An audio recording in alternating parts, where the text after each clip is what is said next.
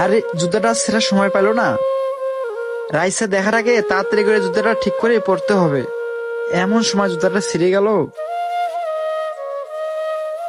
কি হলো বাবু? আরে কিছু না, চলো। অনেকদিন পর বাবুকে নিয়ে মার্কেটে আসলাম, অনেক ভালোই লাগতেছে। রাইসা দেখো কোনটা পছন্দ হয়।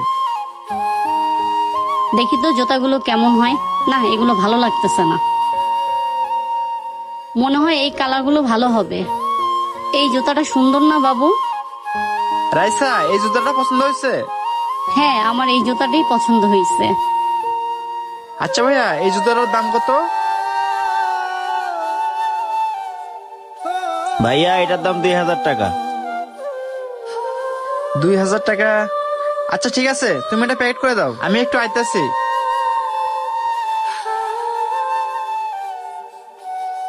জুতাটা ছেঁড়ার সময় পায় না, যেখানে সেখানে ছিঁড়ে যায়।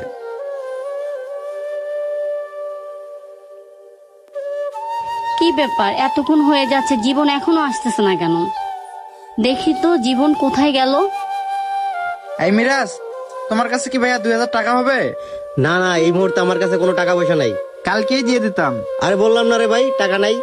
নেই? আচ্ছা ঠিক আছে।